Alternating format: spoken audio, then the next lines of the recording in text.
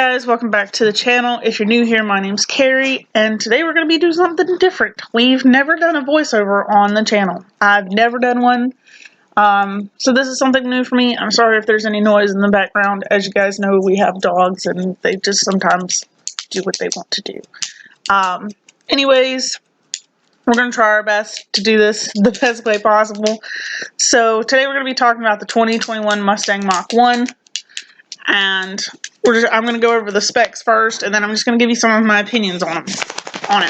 So the 2021 Mach 1 will come with the 5.0 V8. It'll be a similar setup to the Mustang Bullet. I about said Bullet.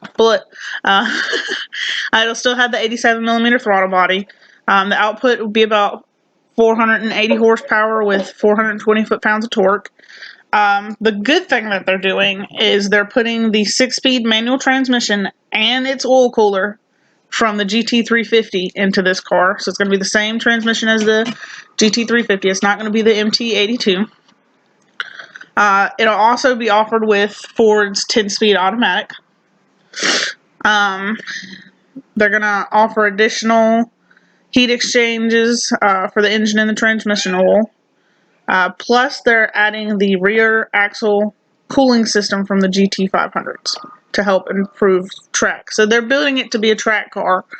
And man, it looks good. It's nice and sleek. I think they're going to have to offer some kind of shaker, whether it be somebody needs to come in aftermarket to put a shaker on that hood, even if it's just fake, or make an aftermarket hood with the shaker built into it.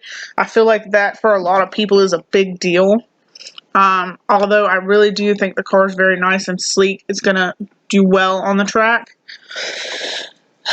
My biggest problem with this car is I feel like it was released at the wrong time. I feel like they should have done this 2 years ago in 2019 and been a 50th anniversary edition of the Mach 1. Because if I remember right, the Mach 1s originally came out in 1969. So I think that would have been a good thing to do, because Ford does have a lot on their plate. They're doing a lot.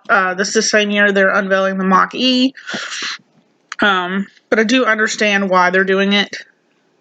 They're trying to have their hands more in there and just doing something slightly different, but I think they should have done it in 2019, honestly, and had that 50th anniversary edition.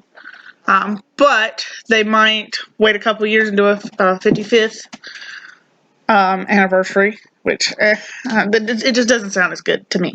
Their big saving grace, as I said, is going to be that transmission. Not putting the MT82 in there is definitely a good idea, especially with the lawsuit going on. The MT82s, I'm not going to say they're bad transmissions, because as you guys know with my other video, I'll link it below, I haven't had any problems out of the two MT82s that we own. The one in my GT350 only has like 6,500 miles, but it's been fine.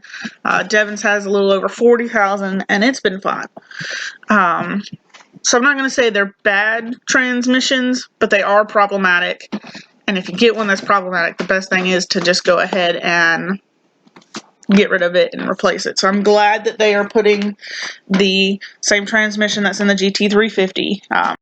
So the current trans in the GT350 is the TR3160, which has been proven to be a good transmission. A couple people have had some problems out of them, but that could just be user error. As I said with the MT82s, it comes down to a lot of, does a person who has a manual always know how to drive it? And you don't always know, and that is what it is. But I'm glad that they are putting the TR3160 in here.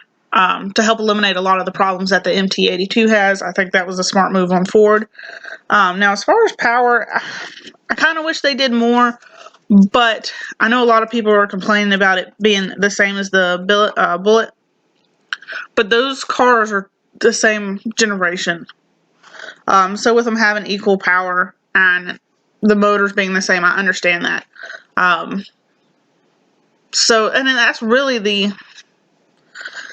the styling similar, yes, but that's the body style of the Mustang that it is. So I'm not mad about that. I'm not. They changed a couple of things that are going to be different from the Bullet. And they might, I hope they change the transmission in all of the Mustangs. That would be nice.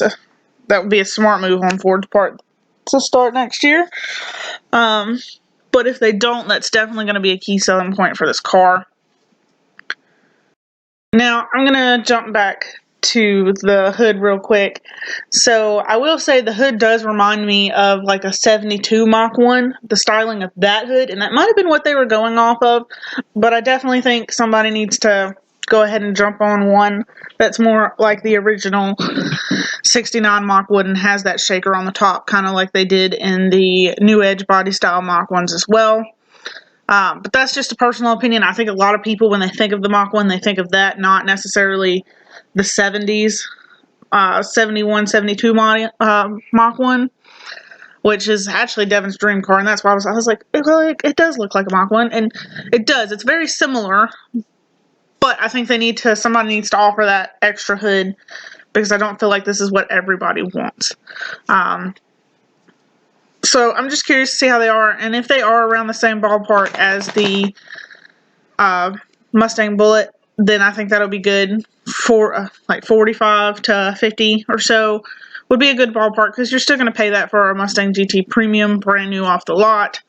So I'm curious to see how they play out. I don't think we'll be buying one, but that's because we've got bigger things on our plate, especially with Becky. Anyways, you guys, y'all have a great day. Don't forget to like and subscribe if you haven't already. Hustle harder.